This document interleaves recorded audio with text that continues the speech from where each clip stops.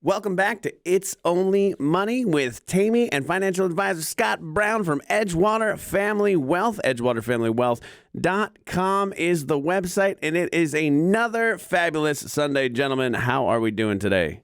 We're doing great. How are you? Fantastic. Awesome. I've had a week myself, but it's just being an adult, and if you listen to the Monsters, you know what I'm talking about. But it's just still dealing with that stuff. So I hope your week is going well, and it's a beautiful Sunday.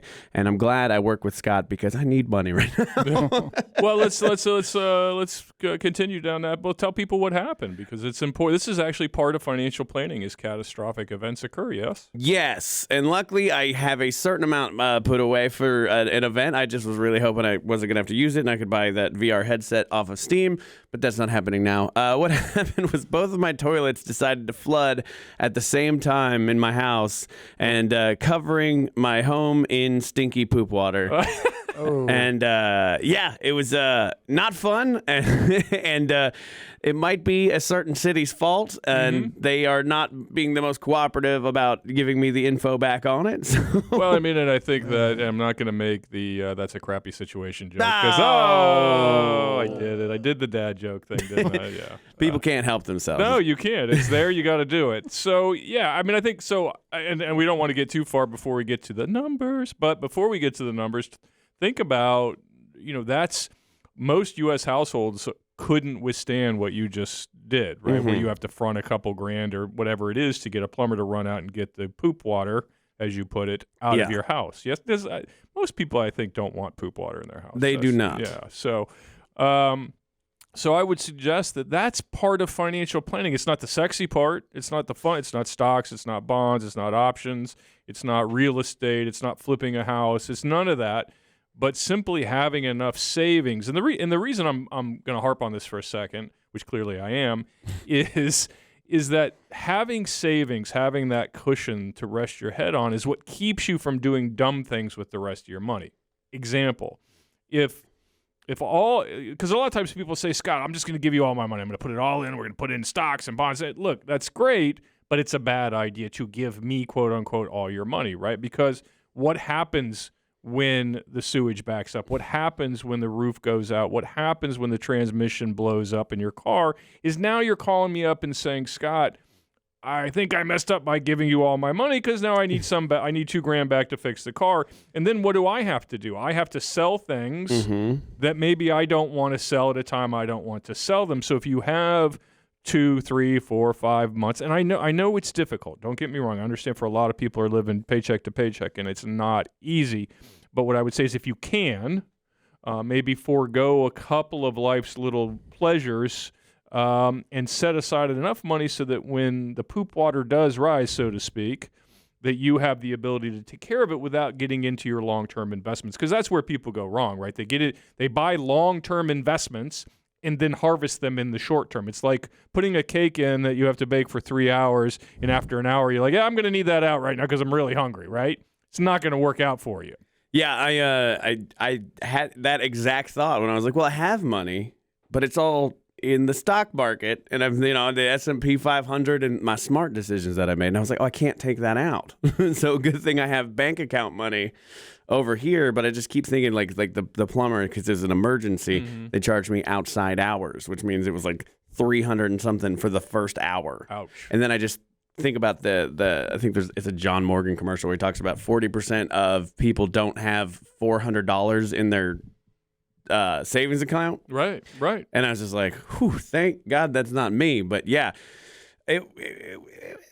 I've got it, but it feels like I've already paid for the house. Now I'm paying for it again. Well, that's a home, right? It's a hole, you're like a boat. It's a hole you dump money into. But yeah, no, I totally get it. And the other thing I would say is people get really, people will ask me, was it 3 months? Is it 6 months? Is it 8 months?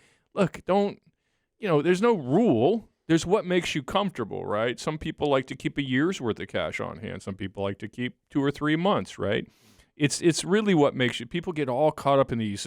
Susie Orman said, or Dave Ramsey said. Well, I mean, I'm not picking on those. Those are two really smart, helpful people. But the point is, it doesn't have to be an exact number. Put something aside so that if something goes awry, you're prepared for it, and that way you can stay out of your long-term money. I will leave this alone now. The poop water story is behind us. Pun not story. intended. And we'll go to... The numbers with Tammy. Oh, yeah, we still have that. Yay. Really bumps it up, you know? Oh, yeah, it does. It sets an expectation level. It does indeed. So what do we got for numbers this week, Tammy? Yeah, so good news is we are seeing a decrease in all precious metals and agricultural commodities across. So wheat, soybeans, corn, cotton, all are dropping from the year's high earlier. That's a very good sign that inflation is kind of ceasing and things getting back into normal. Yeah. You're also seeing that for like all the metals that are used in industrial and manufacturing, like copper and nickel, etc. We had an extreme rise from like in February. And to follow up on that, some numbers came out last week. There were some inflation numbers, and they seem to be on the right track. They're called the PCE, but that's a different discussion there. We are seeing a good trend there, and hopefully next month and a few months after, this trend will continue. Yeah, and I think that people will listen to that and say, well, I don't see it. I don't see it in the grocery store. I don't see it at the gas pump, et cetera, et cetera. And so relax. It's coming. It takes a minute. You know, once we see the overall prices drop in commodities, it takes a minute for it to filter down through the system. I do know the price of oil has come down about 16% over the last month or so, which is a good indicator. Now, look, people want to argue, Ryan, about is inflation transitory? One side says it's transitory. The other says, no, it's not. No, it's not. You know, and we're not going to get into that silliness. Mm-hmm. But what I would say is I would be surprised if inflation weren't closer to 4 or 5% by year's end, based on what we're seeing. Now, that could change, but based on what we're seeing right now, there's certainly a slowdown in demand. And so with that said, we're seeing a drop in some of the pricing. Lumber prices are dropping, as you said, copper prices. A lot of the material types, obviously oil goes into plastics. Everything pretty much we use is manufactured with petroleum in one way, shape, or form. So we're seeing those prices come down. So I think be patient, and I know that's easy for me to say, but we'll start to see, I think, some prices at the pump, some prices in the grocery store start to come down. Not all the way down, certainly not, but certainly down from these levels. Exactly, yeah. And also, we wanted to touch on the max drawdown. Mm-hmm. That's a very good concept. People should, I think, be aware of. So and I'll let me set the table here. So you were showing me something yesterday, actually, on Ryan. What that means is, if you look at any given year in the stock market and you say, well, the market was down 10% or 30% in 08 or 7% in 2022 maybe, who knows what the number's going to end up being. But typically when you look back and you say, and we'll use 08, which is a good example, 08 was an abysmal year for the market. The market at one point, what was the amount it was down at one point, Tim? The maximum point it went down to was negative 48%. So we're literally down almost 50% at one point in 08. And we ended up down how much at the end of the year? 37. So you say, oh, well, big deal, right? It was still down. Yeah, how fun is that? But the point is, in the discussion we had earlier today, was somebody would say, well, we're down 48%. That's it. I can't take it. I'm getting out, right? That's it. I'm securing my losses, which is what I call it when you do that. And I'm getting out. I don't want to do it. I don't want to play the game anymore. I'm taking my ball and I'm going home. The problem with that is, if you say, well, it was down 48, it ended up down 38, and you say, well, that still sucks. Well, I agree, it still sucks. But if you got out at 48 and put the money in a savings account, it would take you arguably 10 years or more right now to get your money back to the down 38. That 10% between down 48 and down 38 would have taken you 10 years to get that 10%, which Tammy just explained that the person that just sat still got that 10% back in a matter of months. So, yes, ending the year down 38 sucked. We all know how the story ends, right? Because here we are 15 years or 13 years later, whatever it is. Yeah. And the market has tripled from that point. Okay. So, but forget that part. Take a little micro snapshot of 2008 and say, I went from down 38 to down 48 to down 38. I made 10% back in a matter of months, which if I'd have gotten out of the market, I wouldn't have gotten back in 10 years. So that's how the machine works. It's fits and starts, as I like to say all the time. And this is this max drawdown thing. Give me another example of a year where we were down a lot and then finished positive. Well, almost all the years. Okay. Actually, the year right after 2008, which is 09 here, we were down 29%. In 2009. Right? But the year ended with 26% positive. So we get to some point in 2009, which I think the bottom was March of 2009, and that's kind of emblazoned on my brain. And we say to ourselves, well, we're down 29%. That's it. This is 2 years in a row. I quit. Well, you were down 29. You ended up how much? 26. So there's a 50% swing you missed out on by saying, that's it. I quit. Right? So again, keep in mind where we are today. And that happened, in fact, in 2020 during the pandemic, and it happened in late 18 the same exact way. So the point being, which is the same point we always make, is patience is the critical part of the process. Pretty much, yeah. It's really good advice because I would have pulled my money out several times by now had I not listened to Scott. And if you want more great financial advice, personal, one-on-one with Edgewater Family Wealth. EdgewaterFamilyWealth.com is the website. They have a bunch of information there in their blog section as well. Check that out. We'll be right back with more It's Only Money here on Real Radio 104.1. Welcome back to It's Only Money here on Real Radio 104.1 with Edgewater Family Wealth financial advisor Scott Brown and Tammy are here. And when we last left off, we were still in the middle of the numbers. I feel like there needs to be a disco ball in here. Yeah, like it comes down. And yes, lights everywhere, and it would more like a club. And listeners, if that's what you're picturing, you're correct. And that's exactly what we do. And I can't confirm nor deny that I actually still have my white disco suit. But I was thinking to myself during the break that I was just thinking about the guy that pulls his money out. And is like, oh, I lost all this money. I'm going to pull my money out. Is that a person generally who's like ready to retire, so they're pulling their money out, taking this basically loss, or is that just your average investor? He's still got 20 years to go, but he's just scared now. Yeah, I think it could be both, right? So people do that more frequently than they should. On average, I would say people tend to want to do that because they're nervous. They feel the downturn. They're like, this is never going to end. Is it just going to keep going? Which is, the answer is no. It's every time 100% in the history of our market, the answer is no, it's not going to keep going down. But they panic. It doesn't feel good. It's not natural to watch your money. Your statement used to have $500,000 and then it has $450 and then it has $400. As we've discussed a million times on the show, people are pattern seekers. Mm-hmm. They think that there's a pattern there. Down 50, down another 50. Clearly, next month I'm going to be down another 50, and that's 100 in 2 months, right? That's how they extrapolate out because that's evolutionarily speaking, that's how we're wired. Yes, so it makes sense that people would think that, but it doesn't make sense in markets because that's not how markets work.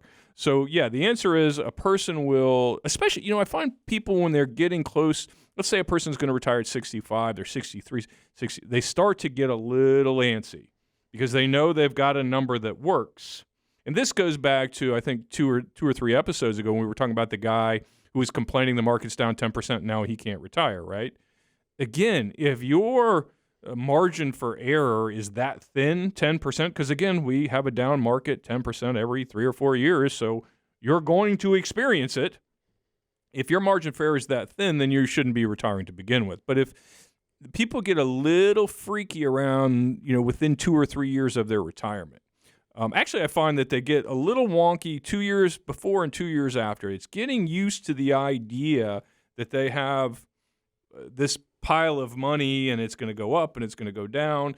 That they plus they're not working, right? So they got time on their hands. Right. Now they can watch it. They look at it all day long. They can read Money Magazine and Kiplinger and listen to Dave Ramsey and Susie Orman and Bloomberg and Fox Business and CM. They got it all. I got 9 TVs on the wall. They're on top of things. I say just go play golf and leave me alone. But the reality is that yes, in that period people get a little wonky. And I think the other thing people forget.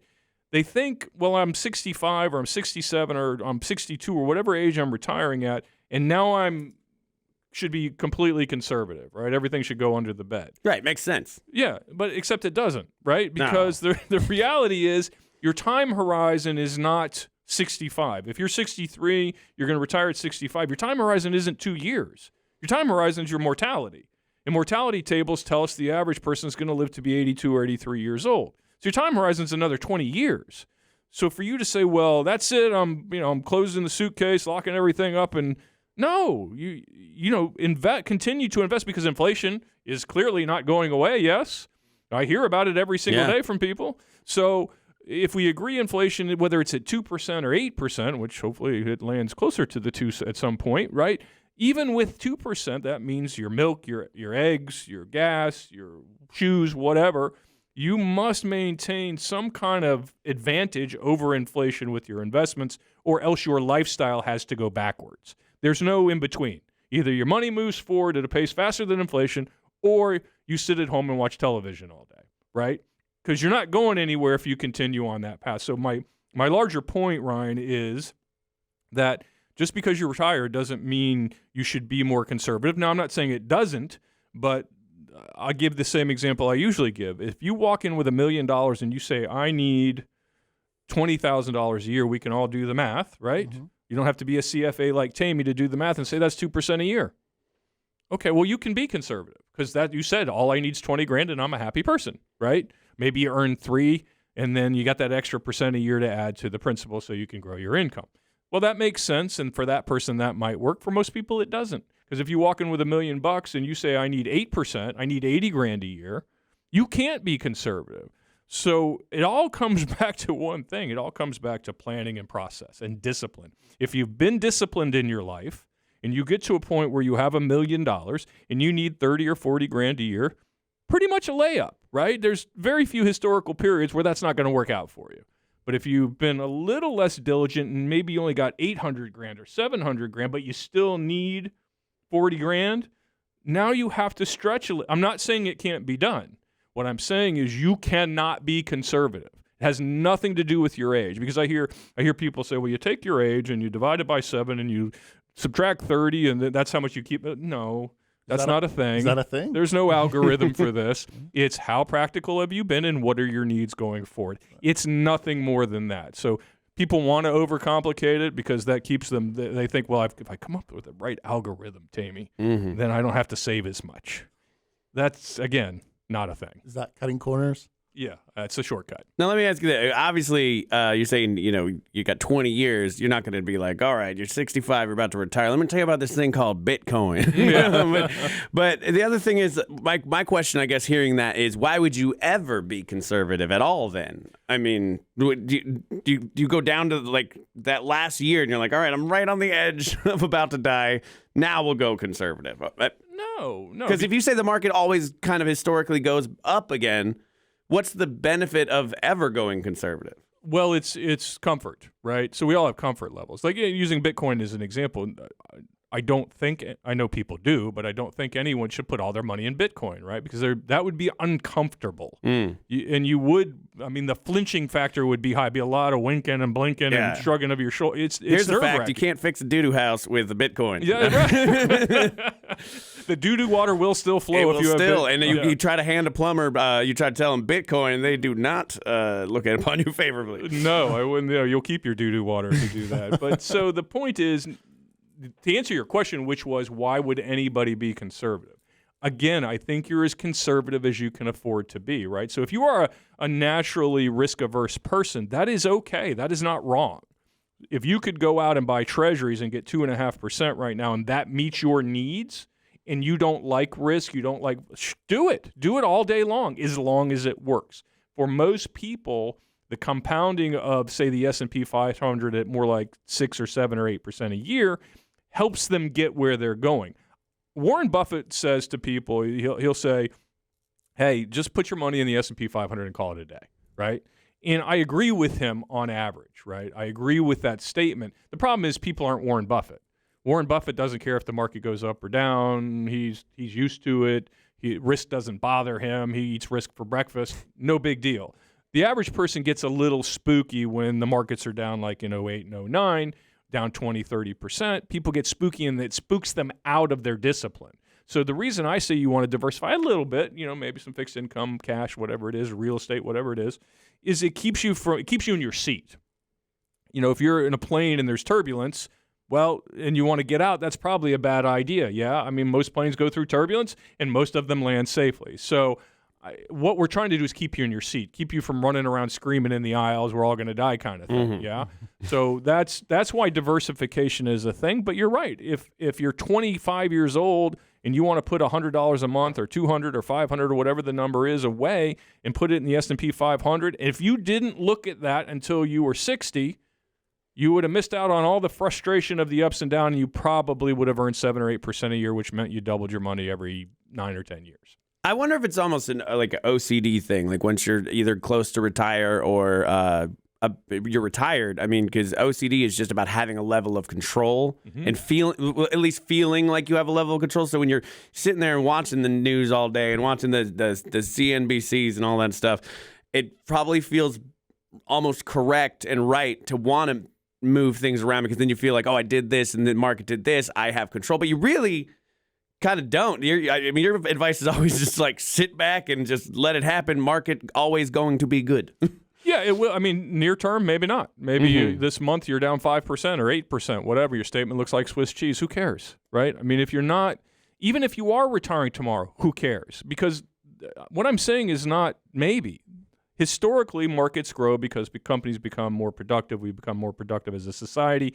And if we don't become more productive as a company, let's say I have a company and I'm on the exchange and I'll go away. Somebody will acquire me. I'll go bankrupt, whatever it is. Obviously, you don't want to pick those stocks if you can help it. But that's not Exxon or Microsoft or Chevron or Procter & Gamble or Kraft or whatever, Apple, whatever. Be smart about it. Those companies will become more productive, or else their shareholders require it, number one. That's why they have boards of directors. And OPS, every major executive owns a ton of the stock, right? So that if you believe the system's corrupt, believe that those CEOs and CFOs want that stock to go up. That's a very good point. Yeah, they're fully invested in the thing that they're trying to make more money. But if you want to make more money, Scott Brown's got a book. It's called I've Never Made Anybody Rich, but you can check that out. It's on Amazon. But if you really want to work with him, EdgewaterFamilyWealth.com is the website. Check it out. I'm sending my mom up there to go work with him because that's that. If I'm sending my mom, that's a level of trust. That is. But we'll be right back with more It's Only Money here on Real Radio 104.1. Welcome back to It's Only Money here on Real Radio 104.1 with financial advisor Scott Brown. His left earlobe, man, Tammy is here. No, that's just weird. I know, yeah, that one didn't feel right at all. I was like, as I was doing it, I was like, I throw a different body part every time, but then I went through immediately in my brain all the body parts. You're going to parts. get yourself in trouble eventually. Well, Tammy is here as well, and he is a CFA, and everybody here, except for me, very good at money, which is why I ask the questions that the listeners want to ask. I feel like that's my role here. Anyways, welcome back. That's right. That's correct. It's fun, but I guess I've been watching a lot of this show on Apple called We Crashed, and it's about WeWork and the guy and how it was this unicorn of a company and was supposed to make all this money. It got bigger than Apple at one point. They had the most real estate square footage, and it was all nonsense. But what I learned from that was I was like, okay, how do people become millionaires? And he just borrowed money from his girlfriend's dad, who happens to be like Gwyneth Paltrow's sister or cousin or something, and you take the money and then question mark. Yeah. Well, why do I feel like everything's Gwyneth Paltrow's fault? First of all, yeah, somehow it's a connection there. Yeah. I think she's at the root of all of these. No, I'm. But really, like, Sorry, how do people become millionaires? Because I have a business. It's not very good. It's a kettle corn stand. But I think about it like a business, and I'm always like, okay, what do I invest in? But it seems like, you take money and then you move it around and borrow against money, and it's so confusing.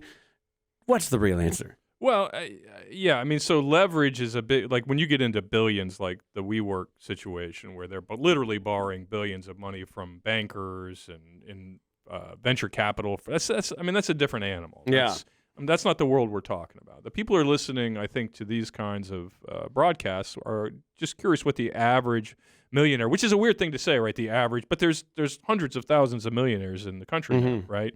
And most of them are not, first of all, they're not the people you think they are. The average millionaire owns a plumbing company or an electrical or a real estate firm, or they were an entrepreneurial lawyer or a doctor who owned his own office building. Or, you see these signs like when you're going through where I live, a College Park or Winter Park or Maitland or wherever it is.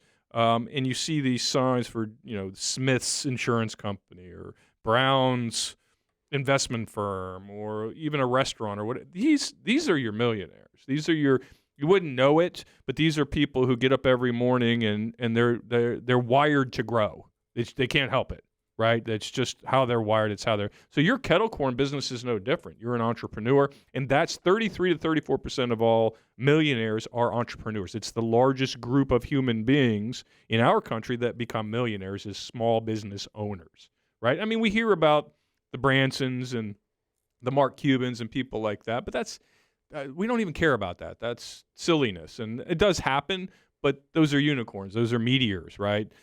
What we're talking about is how to accumulate wealth, not how to invent a piece of software and get rich overnight, or at least seemingly get rich overnight, or none of that nonsense. What we're talking about is how do I save? How do I do a side hustle? These are the people that are millionaires, and they invest. Most millionaires in my practice, and I have a lot of them, and I know a lot of them, and most of them are small business owners. In fact, I would say 80% of my people are small business owners that are millionaires. And what I would say is, first of all, they're not do-it-yourself people. And then a lot of times people will say, well, that's because they can afford not to do it themselves. That doesn't make any sense, right? Somebody will say, well, I only have $50,000 and I can't afford to not pay attention. Well, a millionaire doesn't like losing $500,000 any more than you like losing 50, right? That's a silly statement. What entrepreneurs invest in is themselves and their time. And they don't mow their own lawns, they don't change their own oil, they don't fix their own plumbing unless they're plumbers, and even then they probably get somebody else to do it. They don't fix the roof, they don't deal with the poop water, none of that stuff. They do what they do. They do what they know, right? And then they usually have trusted people that they associate with. They've probably been in the community for 25, 30 years. They know Tamey's a good guy to talk to about investments. They know Ryan is the king of kettle corn, right? They know who to outsource their time to, because their time oftentimes is worth $300 an hour, $250 an hour, $200. I mean, what'd you tell me? It was $300 for the plumber to show up, right? Yeah. Boom. Should that guy be mowing his own lawn? I don't think so, because he makes $300 an hour. So what's the delta on that? If it costs $20 an hour to pay somebody to mow his lawn, he's still $280 an hour ahead by doing what he does, right? So to me, this is a frustrating thing, because I listen to people say, only rich people hire advisors. Well, maybe there's a reason for that. They're not rich because they're stupid, right? Generally, there's a few stupid rich people, but on average, these people are fairly intelligent, thoughtful people, and they know that their time is more valuable. And I've said this a lot. They don't expect me, the name of my book is, jokingly, I've never made anyone rich, but the reality is that's not what they expect. They don't expect me. They're rich because they made themselves rich, because they had a plumbing company or an electrical company or a real estate company, or they were a successful doctor or CEO or whatever. I didn't make them rich. I'm their partner in keeping them rich. I'm their partner in watching their wealth. I'm their partner in making sure it gets passed on to their kids. I'm their partner in tax planning. I'm their partner in retirement income planning. That is why people use advisors. And there's been studies, Vanguard, who's famously the cheapest shop in town, right? That's their whole claim to fame is we're cheap, essentially. That's really not the marketing slogan, but that is what they're saying. Has done a study, and financial advisors add 3% a year on average, 2 to 3% a year to a person's return. When you say, well, why is that? Because they charge 50 basis points or 1%. Well, how could that possibly be? Because there's more to it than that. There's the tax planning. There's the keeping them in their seat when things get rough. I mean, what is it worth to a client who has $500,000, calls me up in December of 18 and says, the market's down 20%, I've lost $100,000, and I'm getting out. And Scott says, no, you're not. And they listen to Scott. Now their 500's 800. Just because Scott talked him out of that. Because had I not talked him out of that, they would have 450 right now. So those are the kind of things people don't appreciate, is the conversation in the planning side of it. They think if I find the right financial advisor, he or she will be better at picking stocks than I'll be. And if they're not, I'll fire them and get a different one until I find the one that knows the secret to finding the quote-unquote perfect and best stocks. That's not a thing. There's not a financial advisor in this town that can do that. I'm not saying there aren't some, and I believe we're amongst them, who are good at picking good long-term quality equities and bonds and things like that. We are good at that. That's Tammy's whole life, is picking quality investments. He's a really smart dude. He's not going to pick the best stock every single time. What he is going to do is help you tax plan and say, if we take the loss here versus the gain there, that'll save you $10,000 to taxes, blah, blah, blah, blah, blah, blah, blah. So what millionaires do is they leverage and maximize their time, and they buy the normal stuff. They buy stocks and they buy bonds, and most of them have a paid-off primary residence. Most of them have lived in the same house for 30 years. Maybe they have a rental down the street, or their kid went off to college and they bought the condo and they lease it. Some other kids lease it now in Gainesville or Tallahassee or wherever. That's the way these people think. They don't say, well, my kid's got to go to college. Let me rent her or him a fancy apartment. They say, is there a good deal on a condo somewhere? And then they scoop that condo up. Maybe they slap some paint on the wall. Maybe they don't. And they charge the other two roommates $500 a month to live there and pay for the whole thing. And then 10 years later, they sell it, pocket their $200,000 and go about their business. That is how these people think. The other thing they also do, if they're smart, is they inventory money. And what I mean by that is, entrepreneurs make a lot of money. And I'm never going to be able to put them in stocks or bonds that probably outperform the return they get on their business, right? Because if they sell screws and they buy a screw for 20 cents and sell it for $1, well, that's 5X, right? Mm-hmm. I'm not going to do that for them on an annual basis. I might do it once or twice, but it certainly isn't going to happen continually. Yes? And then they might say, well, why would I give you money because I can buy the screw and I can get a 5? Well, because that may not be true forever, right? Amazon may sell the same screw in a couple of years, then you're literally screwed, right? So what I would say is take a little bit off the top. Most entrepreneurs do, and they just set it aside for that day when they either don't want to work anymore, or maybe they got $1 million in account and now they can acquire the other screw guy down the street, right? So this is the process. It's a multifaceted process. It's not this is good, stocks are good and bonds are bad, or bonds are good and stocks are bad, or real estate. No, they don't think like that. They don't think in absolutes. What they do is they work hard on average, and they inventory money, and what they do really well is partner with other qualified professionals. I like the idea of someone leaving, a place, and they're like, okay, I'm gonna go to this guy, and then I'm gonna go to this next guy until this guy makes me money. And my brain just goes, listening to what you've said, is the market ebbs and flows. So by the time you spend all this time getting to like the fifth guy, market's probably gone back up then, and then you have this false sense of this guy did that. 100% that happens. Yeah. That 100% happens. That is what happens is you'll have a bad experience with the advisor on First Street, and you'll move to the advisor on Second Street. And all of a sudden the market goes up, and the advisor on Second Street's like, yeah, you're welcome. Well, you didn't do that. If you'd have stayed with the advisor on First Street, you'd still be up. And you would have saved money by not pulling everything out. It's a ludicrous notion. Well, if you are not into ludicrous notions, Edgewater Family Wealth is who you want to talk to. Edgewater Family Wealth is the website, the .com, and they have the contact us section for all the info to get a hold of everybody. And then they, like I said, they have a blog. It's free. It's free. All of the stuff. You like Tammy, you Fin heads out there? Well, Fin Talk with Tammy's on there, and it's a great time. And we'll be right back with more It's Only Money here on Real Radio 104.1. Welcome back to It's Only Money here on Real Radio 104.1 with financial advisors Scott Brown and Tammy from Edgewater Family Wealth. EdgewaterFamilyWealth.com is that website. One more time, and it's time for listener questions. We have an email. People email us at EdgewaterFamilyWealth@RaymondJames.com. And this one is a bit, I don't know. This, for me, I read this email and I was like, this seems like a troll question, but it's a very valid question, and it's from Nick, and it says, I have a really good job. I plan on keeping my job for a very long time. I'm 45 years old. Do I really need to invest? And that's just from it's just very simple. It goes on a little further, but it's just like, I got that and I was like, do I need to invest? What a silly question. But then, is it though? Because does everybody who's rich invest, or do you have that screw company? And you're just like, yep, I make the screw money comes in, done. Yeah, I mean, I think everybody needs to save. I mean, if you're a trust fund baby, I guess, and you know you're going to inherit $20 million when your parents die? I mean, I guess you could argue, no, you don't need to. That's not most of us. I mean, that's a problem.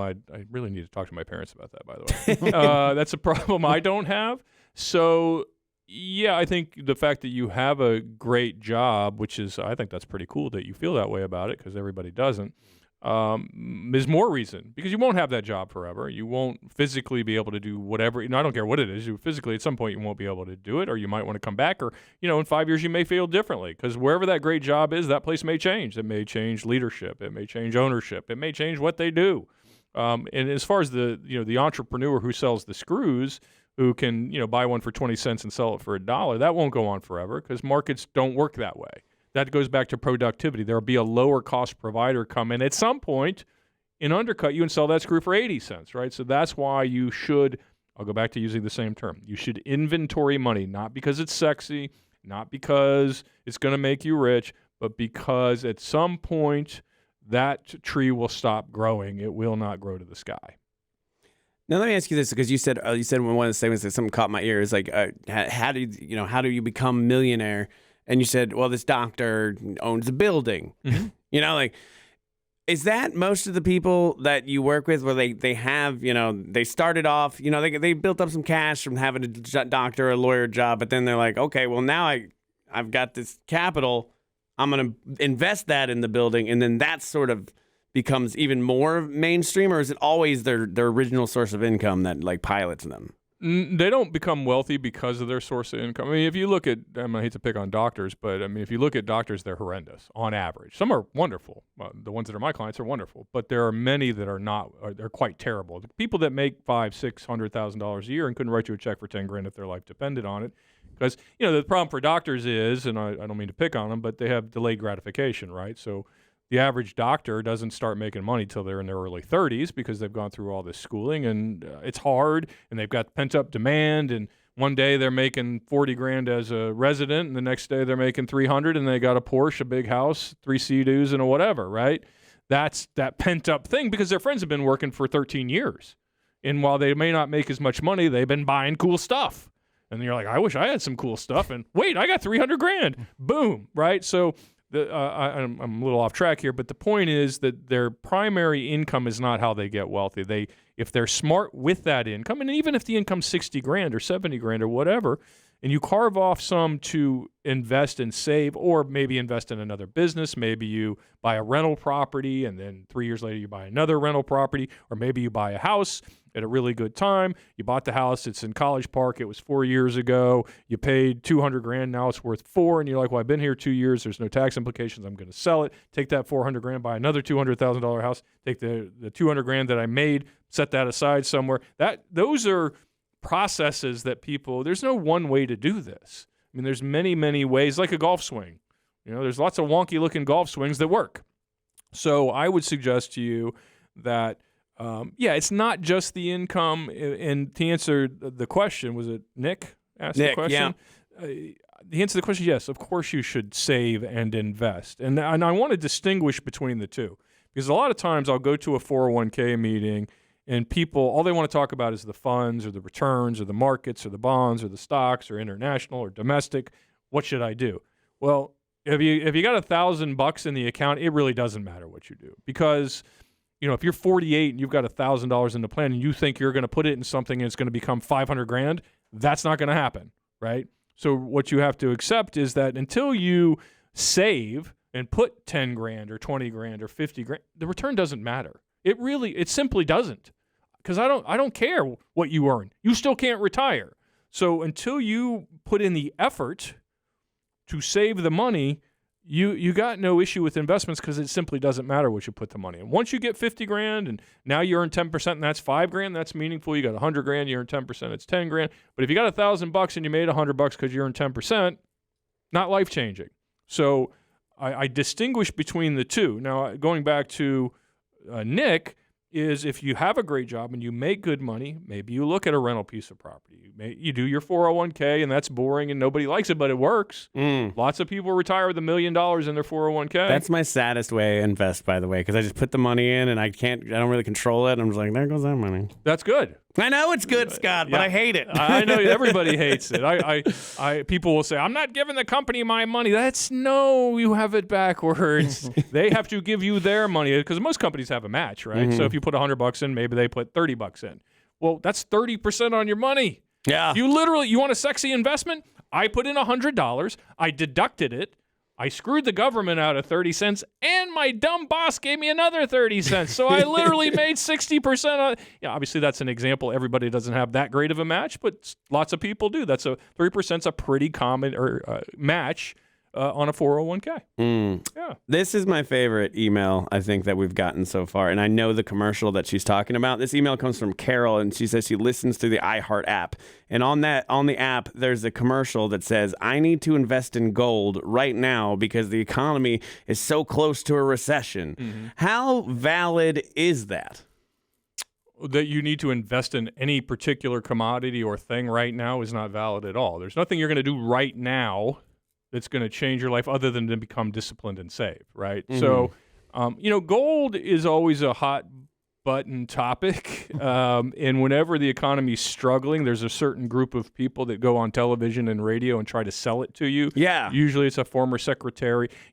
If you're fond of websites where there's a lot of end of the world scenarios going on, and they all start with it's like www whatever. yeah. Get your supplies and your food for 3 years. Dig your bunker. Here's your bunker supplies. Yeah, those kinds of places like to sell gold because it's a fear sell.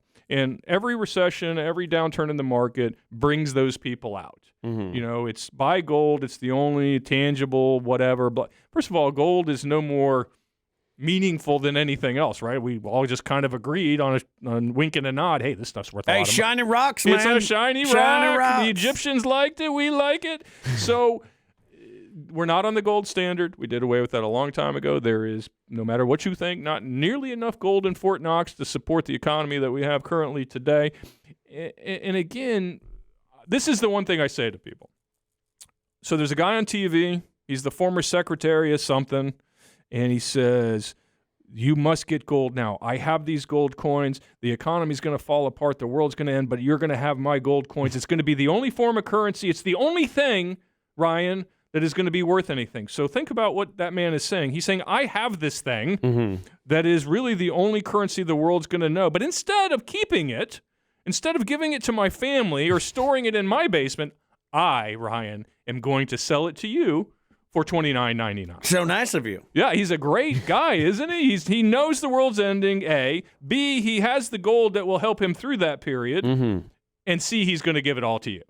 I mean, that's how he got that secretary job. Yeah, I mean, he's obviously a very thoughtful and decent human being, I'm sure. But whenever I hear those commercials, and like I said, I know the ones he's talking about, is it seems like that the whole world would have to collapse, and then we go back to using doubloons as money. Yeah, that's not going to happen. Yeah, like gold seems like valuable to me in a way.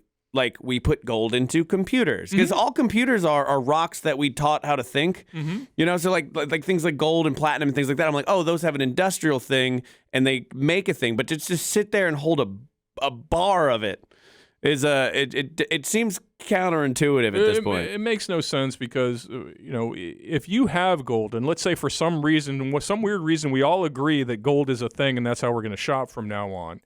Well, if you walk through the street with your bar of gold in your hand, somebody is going to shoot you and take your bar of gold, right? So again, the currency comes back to power, which comes back to corn seed and gunpowder as far as I'm concerned. I don't even like having more than 4 credit cards in my wallet. I couldn't imagine having to walk around with a bar of gold all day long. And a chisel, and I gotta scrape it off at the Publix. Well, there's no Publix. The Publix is on fire. I'm buying. Exactly. I'm buying. It's not going to be orderly at the deli while you wait for your sandwich. No, not if we're buying everything in gold. Yeah. Well, I hope everybody had fun today out there in Radioland as you listen to It's Only Money. And if you want to get a hold of Scott, the website is edgewaterfamilywealth.com. Like I said, they do have the contact section that you can email us. It's Edgewater Family Wealth at RaymondJames.com. And they also have the blog. The Fin heads all go there for Fin Talk with Tammy. And it's general good time. So check out EdgewaterFamilyWealth.com. And we will see you next Sunday. Tammy, Scott. See you next Sunday. Peace. See you.